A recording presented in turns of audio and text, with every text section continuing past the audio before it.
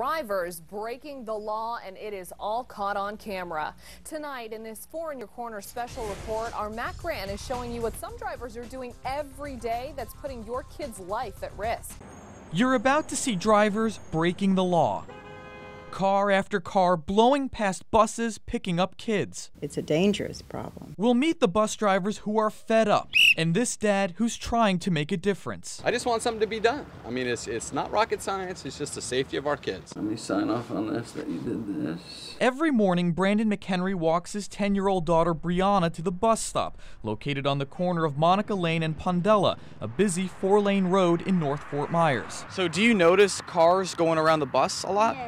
Yes, I do. When I'm trying to get off the bus, I see them going around, and the bus driver honked as loud as he could. McHenry used his cell phone to capture these dangerous drivers. I'm concerned for the safety of our children. Okay, so how do you know when you're supposed to stop? Well, if you're behind the school bus, you have to stop no matter what. But if you're in the opposite direction of traffic, you can keep going if there's a 5-foot median. But this is where it gets tricky, because watch this. When there is no median in place, everyone has to stop, no matter which direction you're going. But that's not happening here. We drove around and our cameras captured stop sign lawbreakers in Cape Coral and on this foggy morning along Pondella. Watch as these trucks ignore the bus's stop sign. And at Lansdale Drive, this minivan just keeps going. Raise your hand if that's happened to you at least every day. We sat down with 2 Lee County school bus drivers who have a combined experience of almost 40 years. You get angry because people don't care. Honking does nothing. We usually get the Italian salute. This driver tells me she's afraid a kid will get killed.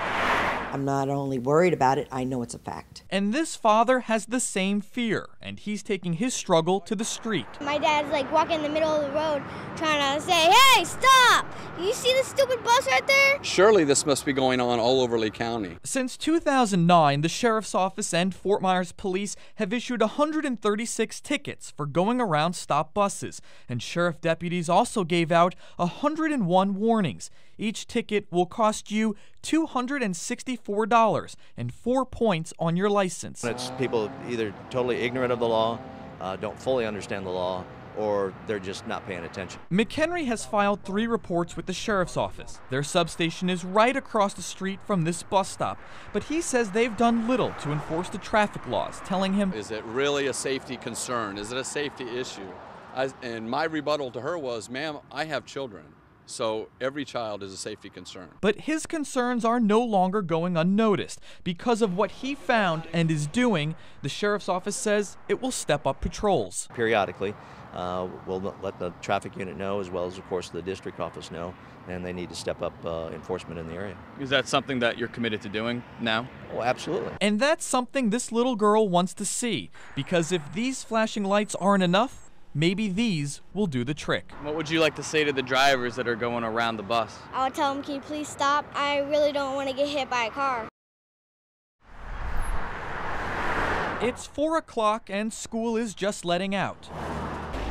Hiding behind trees, armed with a radar gun, I'm clocking speeders. That car there was going 32, 26, 34. For the past few weeks, we've been hearing complaints about cars speeding by, so I'm checking it out. When school lets out here at Bonita Middle, the speed limit on West Terry drops to 20 miles an hour. But as you can see, we clock some cars going 39. That's almost double what the speed limit is.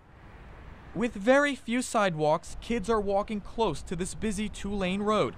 And I discovered another problem. I didn't see a single crossing guard. While there is a crosswalk, it's not clearly visible, and not everyone uses it. Like these teens who told me off camera they're scared to cross, especially since our radar guns showed some drivers are speeding, and these kids hope they'll slow down. We don't need to be hoping that they can make it across us. This is not Frogger, the video game.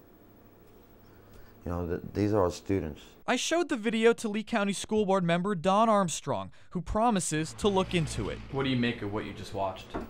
As a parent, I'm not real happy with it. It's very disturbing. I mean, we try to make sure that our students are safe at all times. These kids told me that they don't feel safe. What would you say to them? I'm sorry, and I'll look into it. 4 in Your Corner investigation prompting the mayor of Bonita Springs to take action. When school lets out at Bonita Middle, the speed limit drops to 20. That car there was going 32, 26, 34. But as I discovered, some cars are doing twice that, and one car didn't even slow down as these teens tried to cross. It's like people don't know what a crosswalk is. Bonita Springs Mayor Ben Nelson says the city hasn't received any complaints, but is taking action because of our story. Thanks to your program there, and it let us know what was going on. We're going to have the Sheriff's Department going to go ahead and stake the place out there for the next week or so and start issuing a lot of tickets for people and get them aware that they're supposed to slow down there. And it's even more important cars slow down because there are no crossing guards in front of the school. Nelson says there is one stationed at Old 41 in Terry, where kids are encouraged to cross. As for those barely visible crosswalks, he promises they'll get a fresh coat of paint. We can mark those a little bit better, and we will get over there and do that. I mean, that won't cost anything to do that. Nelson tells me they've had problems getting cars to stop at crosswalks elsewhere, but he says a stepped-up police presence has helped, and he hopes that will work here. Now that we know that there's a problem there, you watch, there'll be a change. So I'm heading back, and right away I noticed a few changes. That fading crosswalk now has fresh paint, and something else. The flashing lights of a patrol car, keeping speeders in check. It's gotten better. They've actually followed the rules more. 8th grader Corey Colby says the situation's improved, but not by much. It's improved, but it's a little bit better. Not very much improvement. Do you still have fears about crossing over in front of the school? Yeah, definitely. And this parent, Diane Diiso, says she still worries about her son crossing this busy road. So the cars are still speeding, people aren't slowing down? Absolutely, nope, not at all. People don't even stop in the crosswalk when they see me standing there with my boy. She says deputies were out here for 2 days after our story aired, then left. And as soon as they left, it went back to the same. So what happened? I went back to Mayor Ben Nelson. I don't know.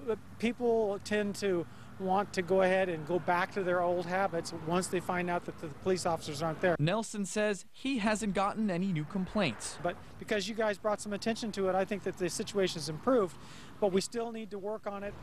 We didn't catch any cars speeding, but Nelson says if that happens again, he has a good relationship with the sheriff's office. So if you notice a problem reoccurring here again, it won't be an issue bringing those officers back out here? No, not at all. How would you like it if your kid had to walk 2 miles just to catch the bus? A district plan to shorten school bus rides has created some unintended consequences for some Cape Coral parents, and they're now turning to 4 in Your Corner's Matt Grant for some answers. Matt?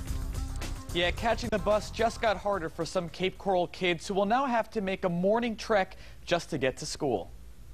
13-year-old Kendall Atwood is ready to get back to school, but getting there could be a problem. I'm scared. Kendall lives here at the Cape Royal Golf Community. For almost a decade, neighbors tell me buses had no problems coming inside to pick up their kids. But that just changed. A Fox 4 investigation into painfully long bus rides sparked an audit last year, resulting in the district consolidating bus routes. That's what happened at Cape Royal, where the stop has been moved to Pine Island Road. As a parent, does it make you nervous? Absolutely. We're sick about this. I set my odometer at the front gate to see just how far it is. Driving down roads with no sidewalks, past empty fields, I clocked the trip at 2.5 miles. There's plenty of buses in town that can take this route through, but it's unacceptable to make the children walk all the way up to the front. For you, this is a safety issue. Absolutely, and a major concern. The district's website cites a policy which states that a reasonable walking distance to a bus stop should not be more than 1.5 miles. But a district spokesperson says that doesn't apply to gated communities. In a statement, they tell me past practice may have been to have involved the courtesy of having the bus enter the gated community, but it is not required, and that change was made this year. And that change has parents here upset, especially when it appears the district has 3 bus stops inside Cross Creek, a similar gated community in Fort Myers. I don't know if it's a financial decision, but obviously in our minds it's a huge safety concern. We're going to pursue the safety of our children. Here's what Superintendent Joe Burke told us yesterday. Can you assure our viewers right now if they're having a walk to the bus stop that is, say, longer than 2 miles, that will be addressed and changed? Oh, sure. I don't think we have anybody walking anything like that distance. I think the longest that I heard was about maybe 3/4 of a mile. But we discovered that is not entirely true. It's 8 a.m. And 13-year-old Kendall Atwood is getting ready for school. After breakfast, it's time to catch the bus. But today, we're tagging along. And I've invited Lee County School Board member Don Armstrong to come with us. The bus stop used to be by Kendall's house, but this year, in an effort to curb long bus rides, the district is consolidating routes and no longer entering gated communities, meaning Kendall must walk to the nearest public road, which is just over 2 miles away, even though the district's own website says kids shouldn't walk more than 1.5 miles. This is an idea as to what should be carrying each and every day to the bus.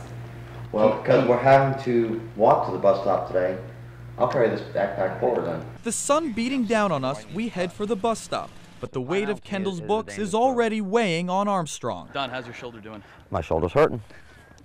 Yeah, not feeling too good? Nope. Yeah, I'm sweating a lot right now. And he's not the only one feeling the heat. So, how are you doing? Not good. I don't think I could walk this every day because we're barely at the halfway point. And I'm like drenched in sweat. Can your parents drive you? No, they'd be at work. So you're on your own here, huh? Yep. With no sidewalks, we stay to the side, and 30 minutes later, we're still not there. I have a hard time asking these students to make this walk. It seems pretty excessive. We make it on time, but the bus doesn't. Finally, bus number 1041 shows up 14 minutes late. So, what do you think? Is this acceptable for a student to have to walk this far? As a parent, no, I don't think so. I think we need to reevaluate this community and find out what we can do to help them out. So I met Fox 4 over there this morning, 8 o'clock, bright and early. Didn't know that I was going to be carrying the child's backpack, too. Oh, he did all right. Kendall's parents wanted to make sure he got the full experience. The Wellness Center would be very proud of me this morning because I did get my exercise. I promise you. And Superintendent Joseph Burke promised to look into it. Obviously, the safety issues that were raised tonight are of concern to us. And I'm glad that Dr. Burke is going to look into that. Now, Dr. Burke promised to meet with the Transportation Director, Robert Morgan, next week to discuss this bus route. He didn't make any promises, but says the district routinely reevaluates bus stops, and he says that's what's going to happen in this case. And a week later, parents tell me nothing's changed. In fact, for some, it's gotten even worse. At least 2 middle school students, we're told, have had their bus times moved an hour earlier to 5:45 a.m., meaning they have to start walking at 5 a.m. in order to make the 2-mile walk to catch the bus. And on top of that, their bus ride time has doubled. I'm told those kids have to sit on the bus for an hour and a half just to get to a school 15 minutes away. Now, it's important to remember these bus route changes are being made in an effort to cut back on long school bus rides. But many parents at Cape Royal Golf Community now feel they're being retaliated against for speaking out, something I asked School Board member Don Armstrong about earlier. I'd be thinking the same thing. I really would. So I think it's something we need to look into and ask why. Armstrong called the situation strange and promised to look into it. I did ask the district about the retaliation aspect. They tell me, quote, no retaliation is being done and any hint or implication otherwise is inappropriate. 4 in Your Corner troubleshooter Matt Grant getting these kids some results. He's live. Patrick, we just got official word that starting tomorrow, Cape Royal students will no longer have to walk 2 miles and stand on the side of a busy road just to get the bus. Almost 3 weeks to the day after I joined School Board member Don Armstrong on a 2-mile journey to the bus stop, the district's transportation director and board members decided to allow buses back inside this gated community. A number of stops were changed this school year in order to tighten routes and to cut back on long school bus rides, but the district agreed letting kids wait on the side of Pine Island Road was just too dangerous, so starting tomorrow, they won't be doing that again. The bottom line is they're going to get the bus stops back in that community due to the fact that it was a very dangerous situation for those students. And we